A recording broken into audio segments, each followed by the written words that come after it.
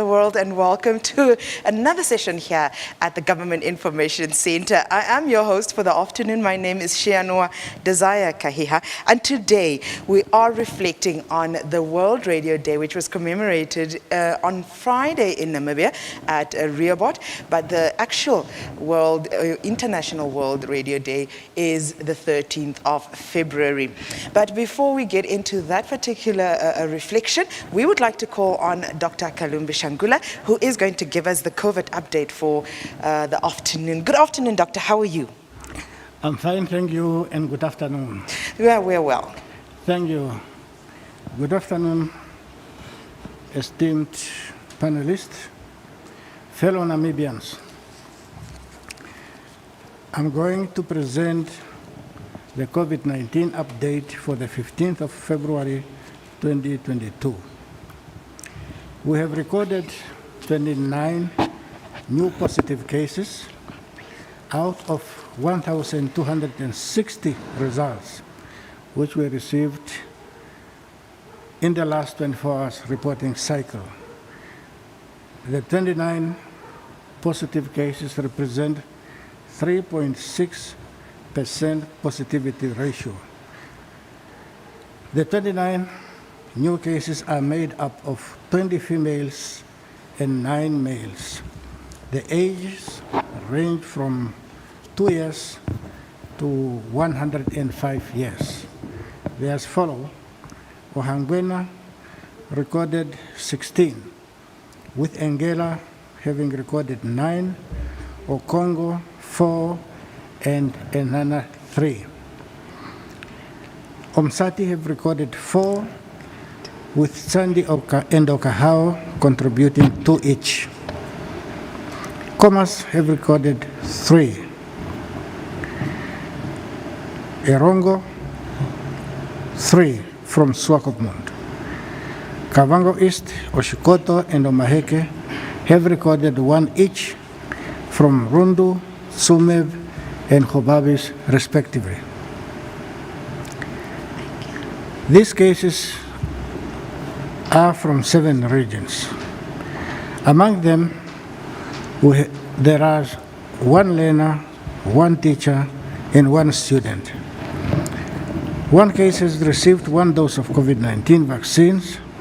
10 are fully vaccinated, while 18 are not vaccinated, accounting for 62.1% of the total confirmed cases.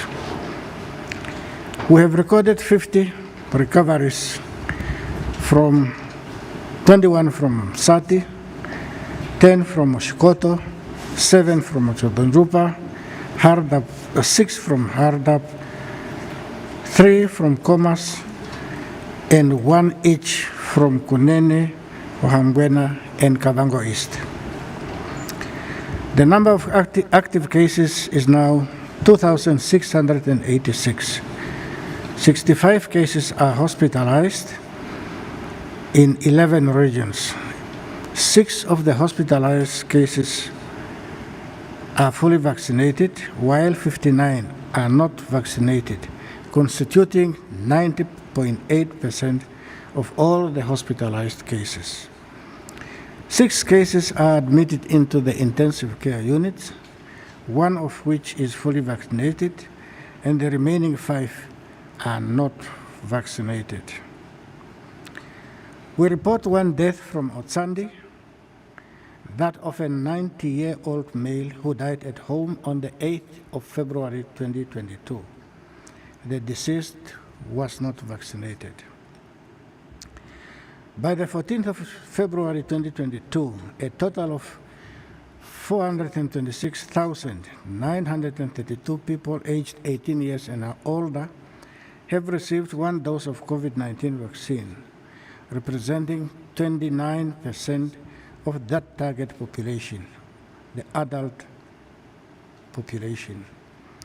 A total of 120,148 individuals have received the Johnson & Johnson vaccines, while 247,441 adults have received 2 doses of other vaccine types. Hence, 367,589 adults have completed their vaccination schedule, translating into a 25% of that adult target population. 8,088 children aged between 12 and 17 years have received one dose of the Pfizer vaccine, representing 2.6% of the target population. Of this, 1,446 are fully vaccinated. Hence, the cumulative number of people vaccinated with the first dose of the COVID-19 vaccines for both adults and children is 435,020, of which 369,035 are fully vaccinated, translating into 20.7% of the total target population. 22,018 people have received the COVID-19 booster. In terms of overall summary, the cumulative number of newly confirmed individuals is 156,872.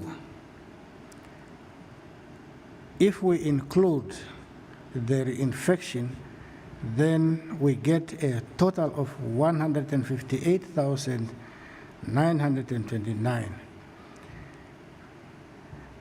152,232 have recovered, which give us a recovery rate of 97%.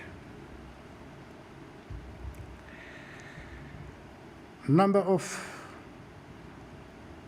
COVID deaths is 3,668, and COVID-related deaths 328, giving us a total number of deaths associated with COVID-19 of 3,996.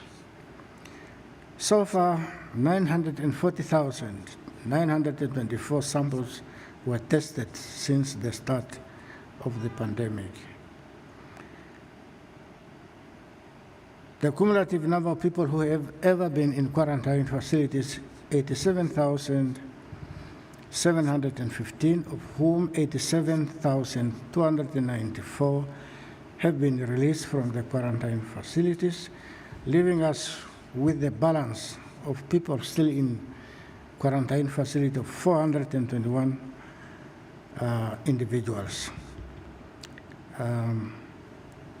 Madam Moderator, this concludes the update of COVID-19 in the country. I thank you. Thank you very much, Dr. Shengla. It's always a pleasure to have you in our presence, and definitely good news there as he has concluded his update, and it reflects very good numbers with regards to the infection rate that we are standing at right now. But we do need to still continue to pull together to try and make sure that the impact of COVID does not increase in its effects. So please continue to practice social distancing, wash your hands regularly with running water and soap, as well as disinfecting the surfaces around you that you work on, and also making sure that you sanitize your hands regularly. But we're coming back to this afternoon's topic, and as we said, we're reflecting on the commemorations of World Radio Day, and the activities thereof in Namibia took place in Rehoboth on Friday, the 11th of February. In the studio to discuss this topic with us, we do have Mr. Frans Ngintila. He is the director for the Directorate of Print Media Affairs in the Ministry of Information and Communication Technology. We also have Ms. Maria Andimba. She is the manager for adjudication, enforcement, and litigation. That is with the Communications Authority, Regulatory Authority, of Namibia, CRAN. Good afternoon, lady and the gentlemen, and thank you for joining us this afternoon. Thank you. Good afternoon. Now we shall dive into it. Very simple, MICT. You were the custodian of the activities on Friday as a ministry. We would like to hear from you, Mr. Ngintila. What is the importance of commemorating World Radio Day, and what is the meaning behind the theme that was carried for this year's celebration, which was Radio and Trust? Thank you very much, my colleague. Good afternoon, Namibia. Good afternoon, fellow listeners. Yes, the meaning behind this year's theme, it's about trust that people have placed in the media fraternity. I must state, as you rightly stated, that this year we are celebrating the 11th year following the adoption by the member states of UNESCO and in 2011, and then also the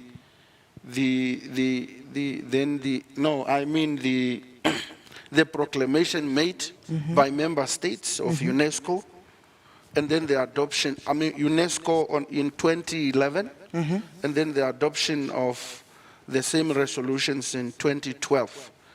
What it means is it shows the world how radio is important and continue to play a powerful role in our lives as a medium for celebrating humanity in all its forms and diversity, and constitute as a platform for democratic discourse and continue to be one of the most trusted and used medium of information in or around the world. Okay. Ms.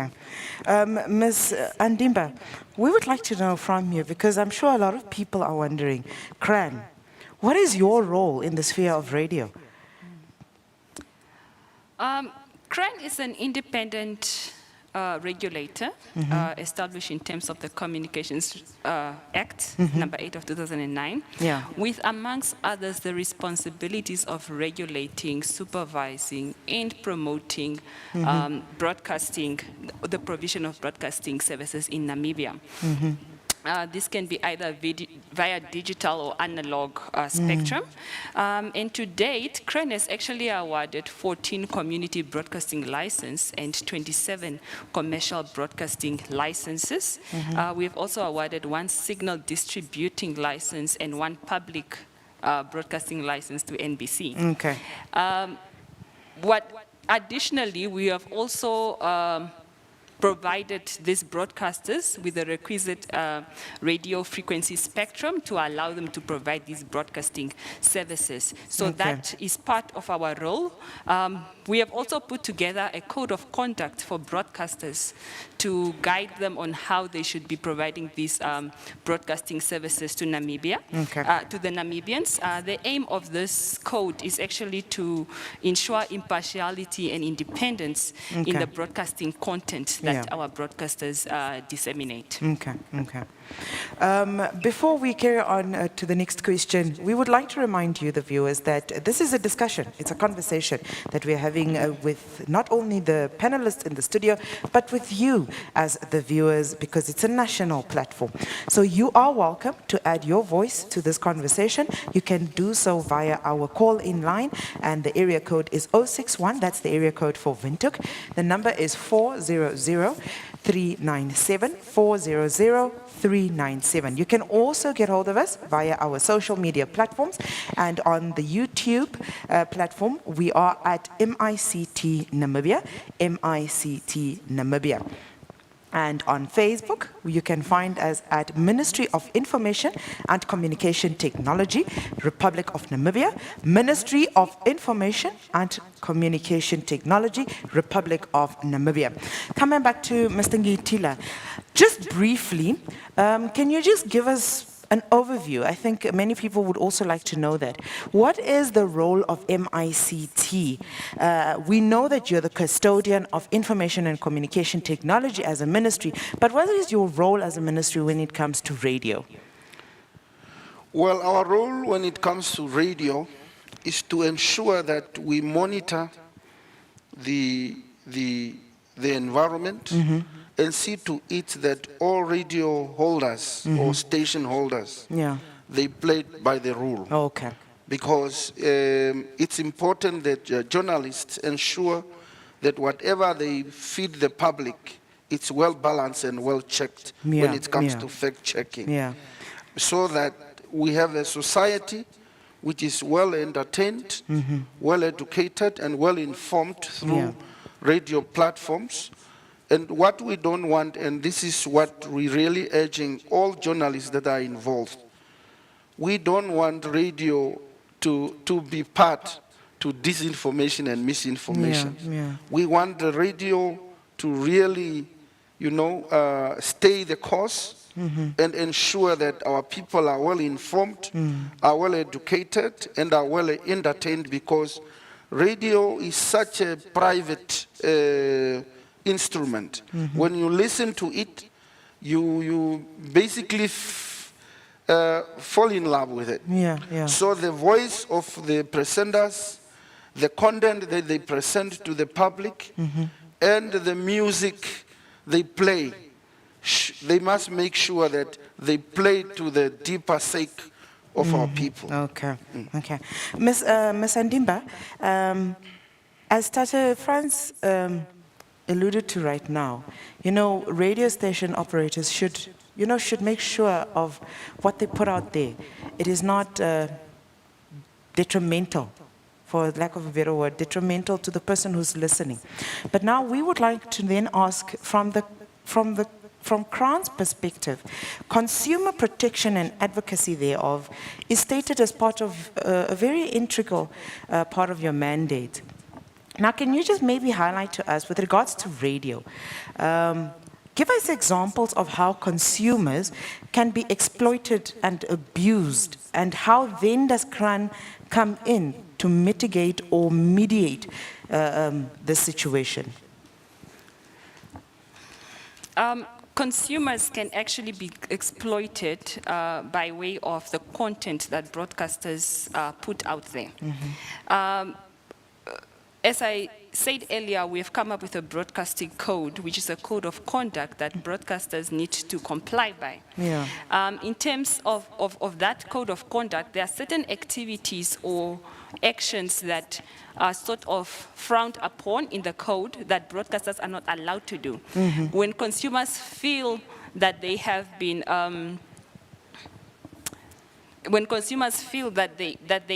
aggrieved by any of the content that's provided by a broadcaster, they can actually approach the Communications Regulatory Authority, CRAN. They can approach CRAN and lay a complaint against that. We will then mitigate that dispute between them and the broadcasters and try to come to an amicable solution. Yeah. This can be anything, content that the consumer feels is harmful to the children. It can be hate speech, promotion of violence.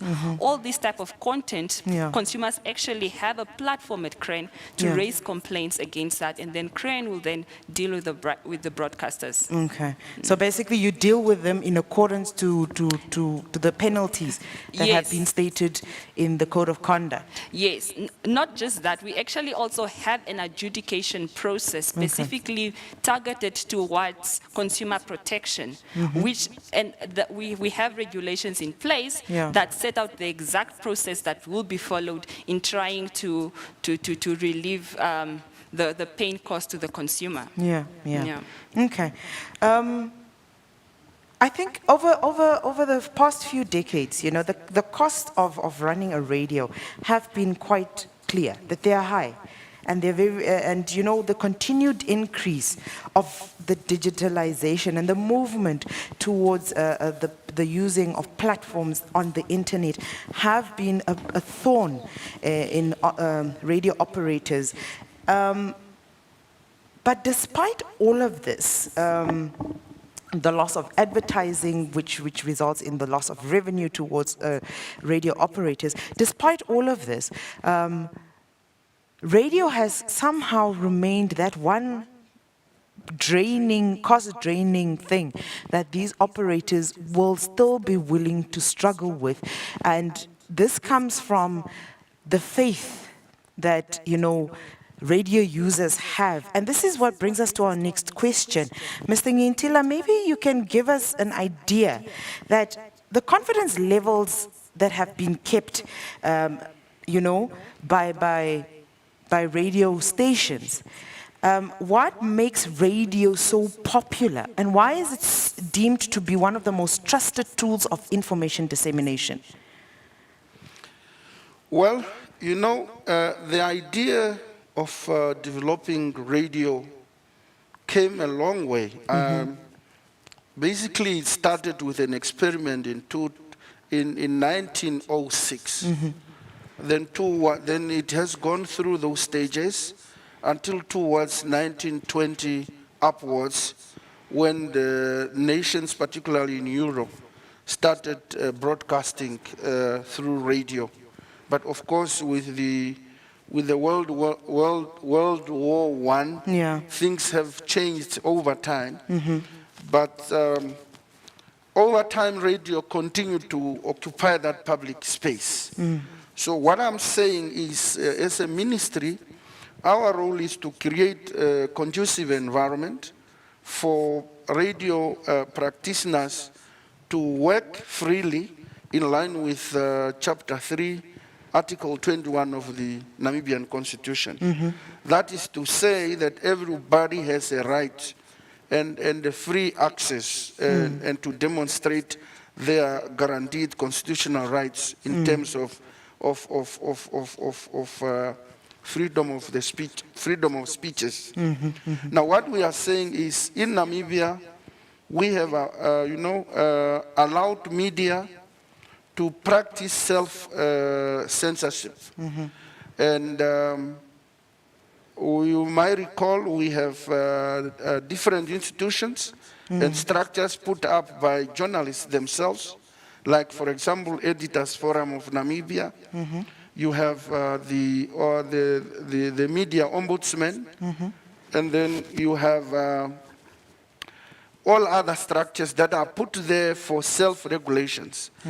When it comes now to what is government doing in ensuring that there is sustainability for radio, we are just encouraging radio to remain, active in an era of industrial revolutions. Because things are changing, and they should always continue to think outside the box, because government cannot financially fund, because we are advancing the principle of independence, pluralistic, and free media, where we don't want to interfere with editorial policies and contents of news outlets. So we don't want to say you must not disturb the hand that feeds you. So it's up to individual media to ensure that they live up to the current trend and dynamics and ensure the survival of their outlets. But us, currently we have even come up with what we call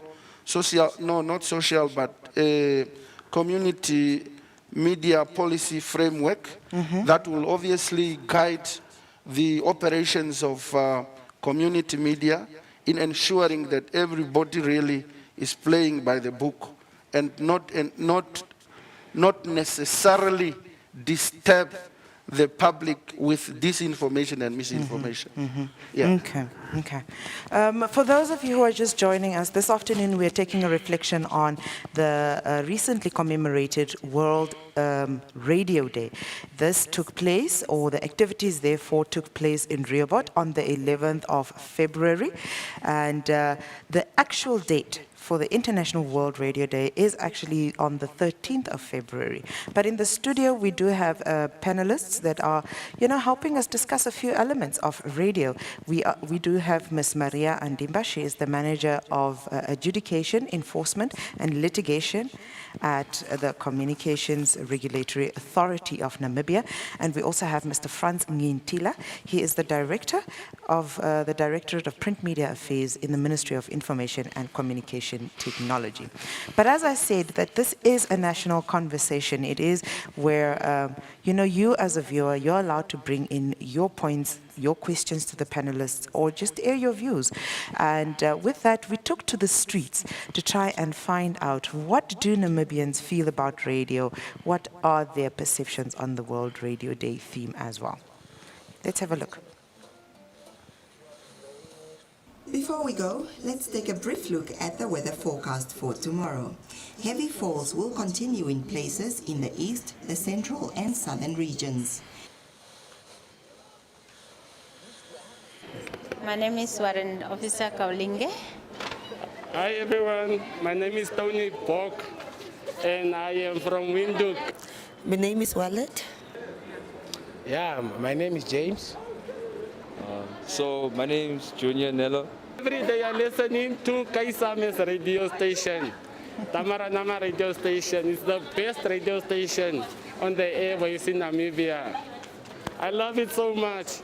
I listen mostly to Katsi Mukupurapale FM, and that's Namibian Broadcasting Corporation. And the most of the program that I like is Maele Koshwana. I like listening to Omlunga Radio. The program which I like listening to, mostly I enjoy, is Afternoon Drive. I listen to Fresh FM and I also listen to Radio Wave. Radio Wave is pretty cool. I listen from my phone, through my speakers. At home also, just through the phone. Yeah, connecting the speakers. I listen most of the times in my car. On my phone, on my iPhone. At home. Well, when it comes to Radio Wave, since it's my favorite station, I listen to it on my phone. But all the other ones, I listen to them maybe in a cab on my way to work. Or probably on a cab back from work to home, but not that much. Yeah. I used to listen to Kaisames, and I trust Kaisames too much. The news that we don't hear, we are hearing from there. Everything that's going on in the world, everything that we must listen. Even if somebody pass away, we are just listening through the radio. Then we call our family and say, okay, I hear that story in the radio, so is it true? So I'm having trust on Kaisames. Somehow, sometimes you don't trust, they are human beings. You don't trust and you don't believe everything, but yeah, somehow the people are trying really, they're making sense. Yes, the information I get from the station, I trust it a lot because it seems like they do their research and they know what they are talking about rather than speculating. 90% of the information they say like at Afternoon Drive, it's really correct and I'm learning a lot from it. They seem to be established for a while and people trust them for what they do, so yeah, I trust them. In the mornings, I like listening to Wakao. That's where you get the best information. Yes, you get all the news, you get briefed about the day's weather, the previous day's news, and the news and all of that, yeah. And it's fun, cool music. I enjoy it a lot. Something was happening, even there's crime. Like Mondays, we are listening to the crime station, so we are hearing everything what is going on. The things that we don't, some of us, we don't afford newspapers, so radio is giving us everything. I would say I listen to it a lot because that's where I get most of my music taste from. You know, the charts are always there, they have Rick D's and stuff, and they also like connect me to a lot of international music and local music, which is actually good for me. I'm a musician, so I like to listen to music. I also get some interesting news I never knew before. I also do investments, so I get like a lot of news about the markets from radio. They talk about this, what's going on with the nation, what's happening within our country, many things. They build me up. I learn more on how to communicate also, and just the way, most specifically, just the way the people are free and open to talk or to express their feelings about the nation. Radio is a space that there's a lot of potential. It can develop into something greater than what it is right now. So I believe if more is put into radio and people trust more into radio, it can develop into a mechanism that reaches a lot of people and it can develop the work. Well, radio in general it's a great concept, but I feel like radio is expanding because everybody's expanding. We're running into the digital age. So I feel like it's not an outdated concept, but I feel like we could add more innovations to it. I encourage people like to be listening to radios because, you know, listening, you're going to learn and you get exposed to many informations. Anything happens, it will be said that time. But for a newspaper, if something happens today, it has to be published in tomorrow's newspaper, but for the radio to be said in the same day. Yeah, that's why I prefer the radio. I want to hear more local music on the radio. When I mean local music, I don't only mean like our high rollers like the Gazas and the Dogs. I mean like, I want to hear that kid from maybe Shandubala that I don't know, that maybe later on I can be like, oh, so this was actually cool. Yeah. Radio is the voice of the nation. It's informative. It should be there. We need it. We need it. It's informing. It's broadcasting. It's educating. Thank you very much to our production crew who did take their time to go out into the street and find this informative information. And I say it's informative because we get to know what are the people thinking. And deriving from that particular video, we gather that a lot of people trust radio. That's the one important thing that has come out, because there is a high sense of reliance on the information that is carried out through radio. And also they aired out a point of education. They feel that they're always educated about what's happening at a particular time, whether there are incidences that they need to know about, whether it's for preparatory purposes, and also the element of entertainment came out quite strongly. And I think also something that resonated from this video is something that was said earlier on by Mr. Ngintila. It's a personal thing. Radio is quite a personal platform. And why we say that from the video's perspective is the fact that a lot of people connect, and these are individual platforms of connection or extensions of connection. So one would very much actually see the point of what Mr. Ngintila said earlier on as it resonates from the voices of the public. You can continue to add your voice to the show, and our call-in line is 061, that's the area code. The number is 400-397, 400-397.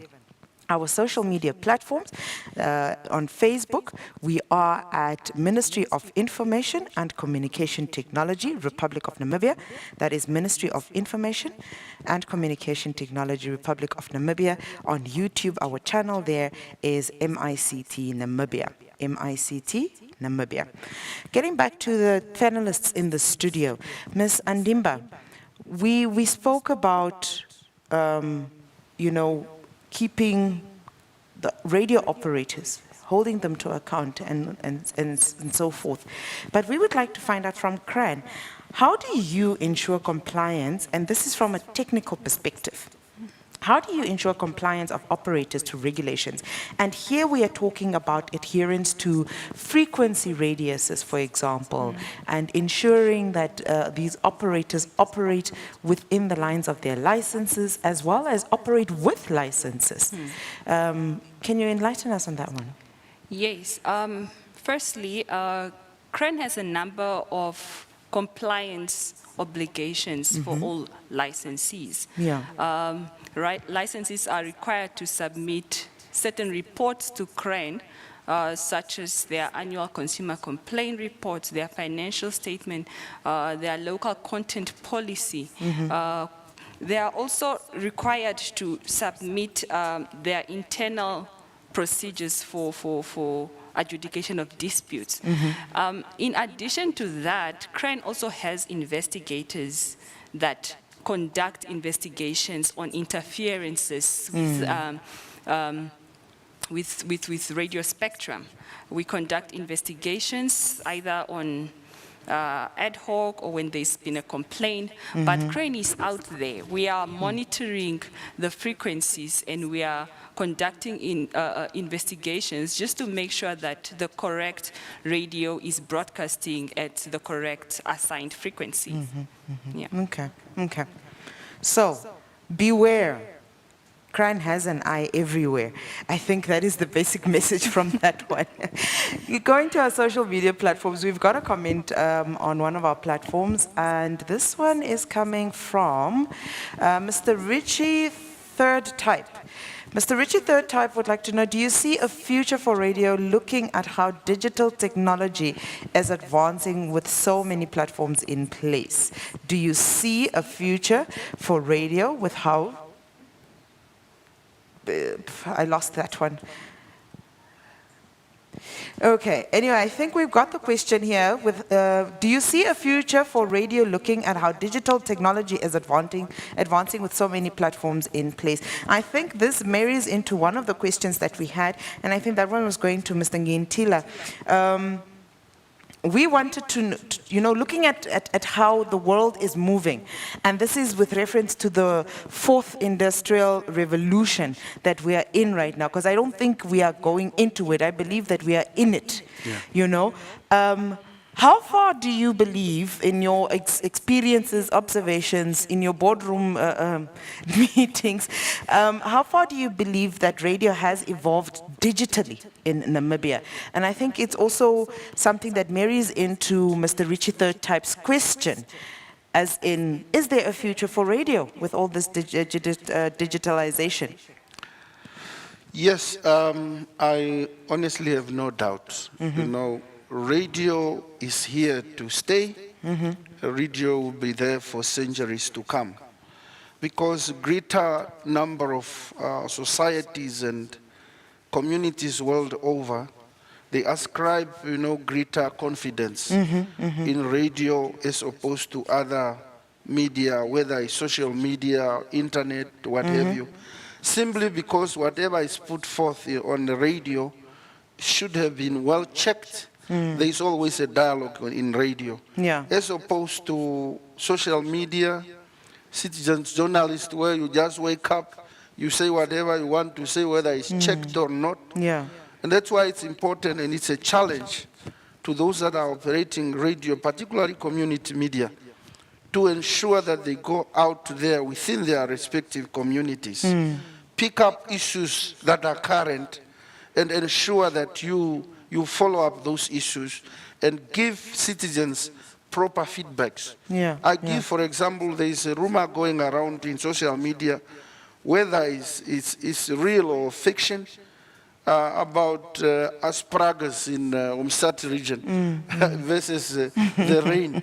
I have not seen any of the radio platform going deeper into that topic and ensure that our people are educated and they are fed with what is right. And that, I think, is the duty of our journalists, to always in a lookout, because social media and what have you will never be there to look around. They are just waking up and post whatever comes to their mind. Whatever impact it will have, that's not. But what I'm saying is, for radio to continue to play relevance, they must continue to innovate. They must continue to be along with the current trend and practices, so that our people continue to enjoy that privacy and intimacy that they've created with their radio platforms. Okay. We take on another comment from our social media platforms, and this one comes from, let's have a look here. I believe this is from Facebook. MV Reloaded would like to know, how long does CRAN take to approve an application for a radio station, and what are the procedures? MV Reloaded would like to know, how long does CRAN take to approve an application for a radio station, and what are the procedures thereof? I think it also marries into another question that we had, and Ms. Andimba, this we would like to couple with a question that we had also. What are the requirements of opening up a radio station? And as Mr. MP is asking, Mr. and Mrs. is asking, what are the procedures? Get them out of okay, sorry. Yes, in order to apply for a radio station, there are a number of procedures or requirements. Firstly is that an applicant must be a Namibian citizen or a Namibian entity, at least with more than 51% Namibian ownership. Okay. I think that would be the first requirement.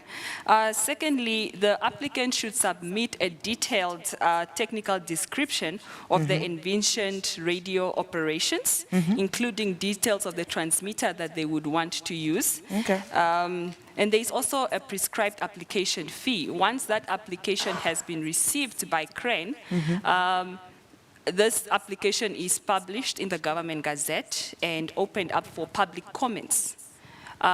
This process might take a while, but all in all, the entire process takes about 4 months, because then we would have to open that application up for public comments, and if there are extensive comments, we would engage the applicant again to attend to these comments before an application is approved or declined. Okay, okay.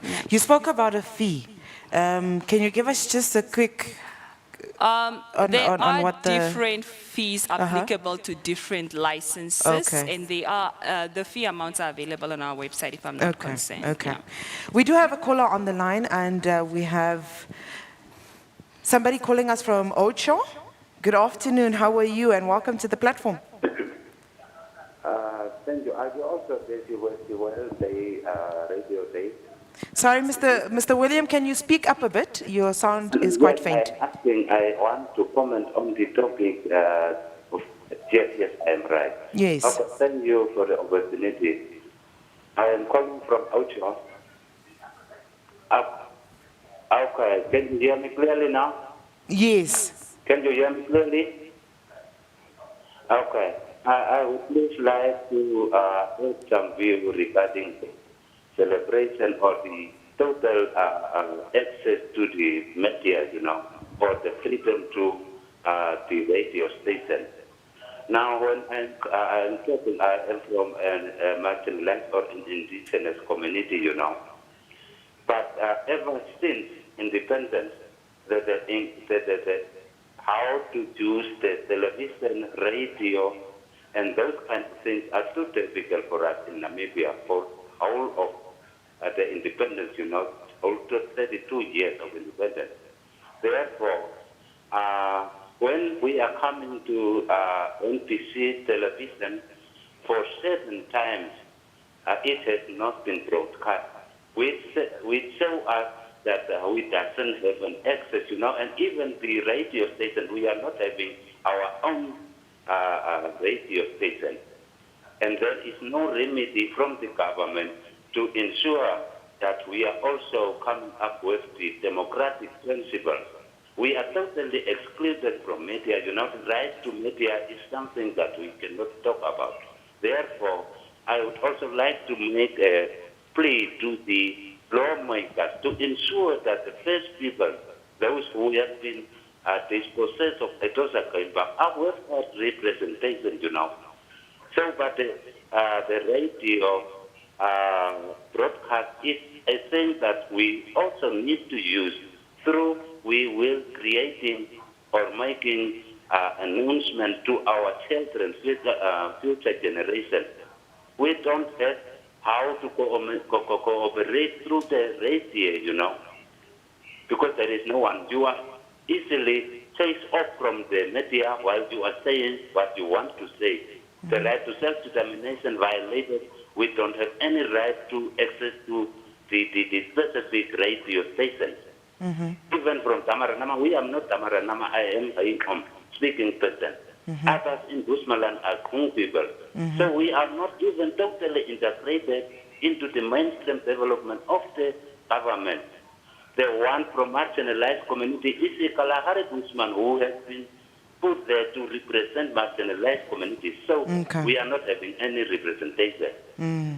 So those, we are totally left that and our rights, the national rights, the human rights are not regarded, or respected. We are having a very much problem. So to the lawmakers, truly speaking, and those journalists in the country, I need them to treat us also equal to those other communities in the country. Okay, Mr. William, specifically from which native background are you? I am from those, called those who have been dispossessed from Etosa Kaimba at the Ainkomsan. Ainkomsan. Is that what you are called? Mine and origination is the Hain Omsan, who has been dispossessed from Edosa National Park during the colonial time, and now the government has also owned the government at the Green Park. We are not benefiting from it. So we are totally excluded with a politically appointed chief by the government. Mr. William, let us put forth your question or your recommendation or so on. Maybe Mr. Ngitila, who's in the studio with us from the Ministry of Information, can shed a little bit of light on how we can maybe go about trying to bring awareness to this. Thank you very much for calling us. Mr. Ngitila, Mr. William is referring to the lack of representation on the radio platforms with regards to the various indigenous people within our country, as in not everybody is represented. How does one then approach that problem? Sure. Yeah, I hear you, my dear colleague. You know, Article 19 of UN declarations consider information as a basic human right. Yeah. I concur with you, but when it comes to ethnic and tribal, what have you, languages, it's a very sensitive topic. Yeah. Because before independence, we have recognized certain languages, and as a result, MBC, for example, as our national broadcaster, is broadcasting around or about 11 national languages. Yeah. Roundly up, I think we have 24 commercial radio stations and 17 community radio stations. Why community radio stations?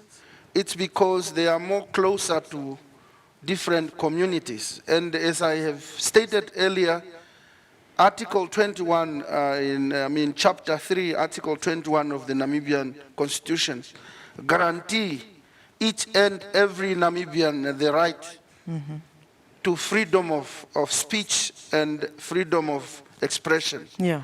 And I think through that article, communities, any community has got a right to organize themselves in such a way that they can come together and express themselves in a language that they feel comfortable. In other words, we have different development partners, government institutions, and if certain communities feel they want to come up with their own radio stations, here we have our colleague from CRAN, I don't see any challenge why such a radio or a community radio station cannot be established. Yeah. It's how you can organize yourself, colleagues, and how you can get access to possible donors and possible funders so that you can alleviate or promote that particular indigenous language, which we all support and hold so dear. Okay. I hope, Mr. William, that your question was answered. Mr. Ngitila did enlighten you that there are ways to go about it. You know, nobody is saying zero, you are not allowed to. So maybe if, you know, as a community, you can approach somebody to assist you with that regard.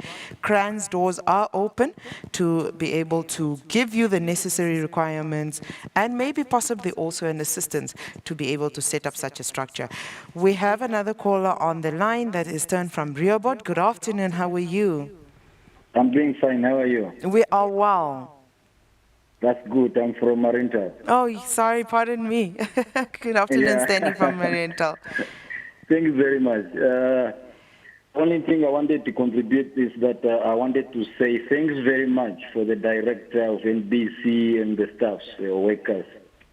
Really, we are very happy. And when I listened on Sunday to Rukavango NBC, or Rukavango service, in Chimaweto, really, I was, really feeling good. And they were encouraging us, like Tate, the uncle, the father, Severino Steketa, he was also the first people they were working there. And also I listened to Tatezana, we used to call him Tatezana, Zana Nyemba Peter. Really, and the Kalango boys and girls, they were encouraging us that how we can even talk through when we are going in the studio, and the staff workers of NBC, how they can work. Really, it's proud. We are feeling good. The whole service of radio in the land of the brave really is helping us. Some of us who don't have TV, educating us, really. We are learning a lot from NBC, and when you are listening to the director, really, it's perfect. Then I wanted just to say that thanks very much, and really God bless you, giving you also many years to come. Really appreciate it. Thanks very much. Thank you, Stanley. It's always good to know and to appreciate, or to know that there are people who appreciate the efforts that are going into these different platforms that are created for the good of the nation. And really, I think you are airing something that others have aired before. It is the fact that factual, informative information really does come through, and 99% of the time, that is what occurs. Now, we are running out of time. We would love to spend the afternoon here, but unfortunately, time is always off the crunch.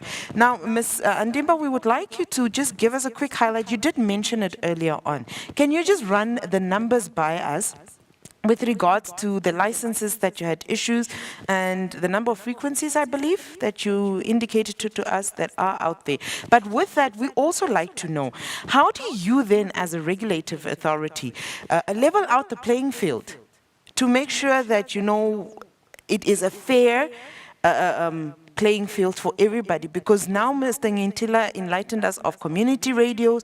We are aware of the fact that there are commercial radios. Then we've got our national radios that are also there with various frequencies. How do you then play around with that?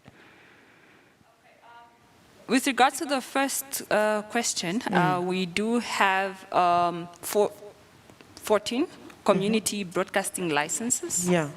And 27 commercial broadcasting licenses. Okay. We have the one license to the NBC, but NBC has about 11 radio stations, if I'm not mistaken.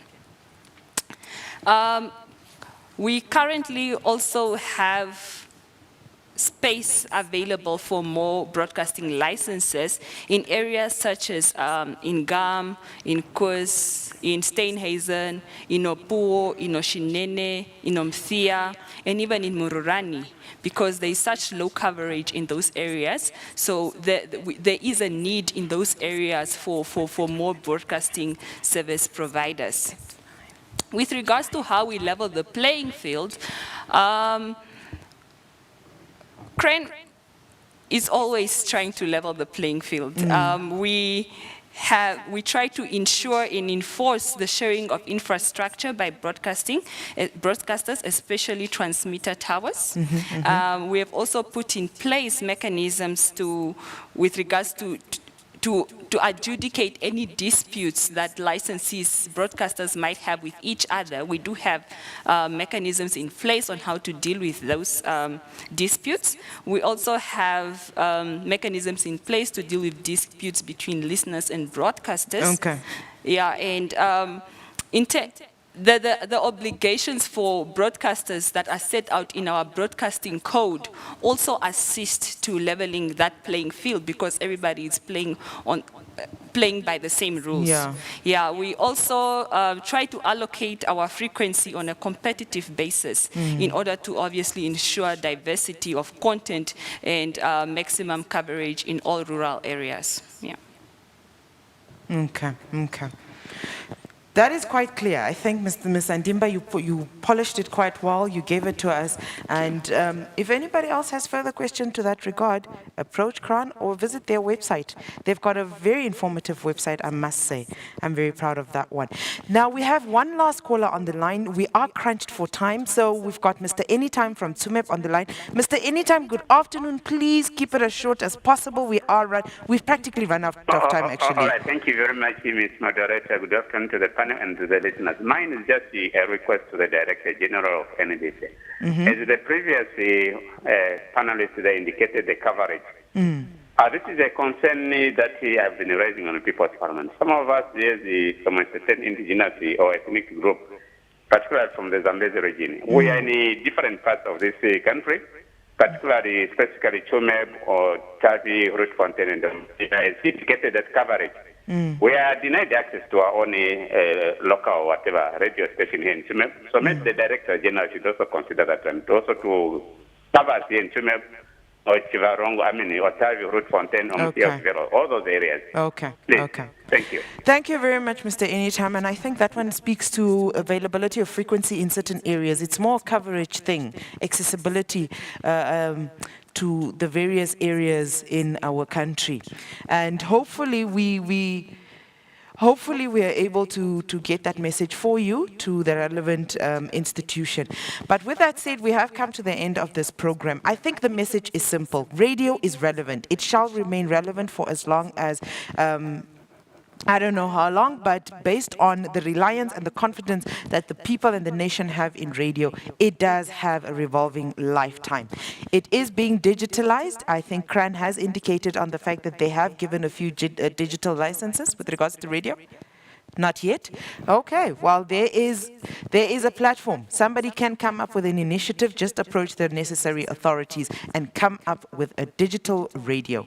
But from myself, Shianwa Desire Kahiha, and the production crew here at the Government Information Center, as well as our panelists, we would like to thank you for being part of the conversation, and we would like to invite you for our next session. That's tomorrow afternoon at 3 o'clock, same place. Goodbye.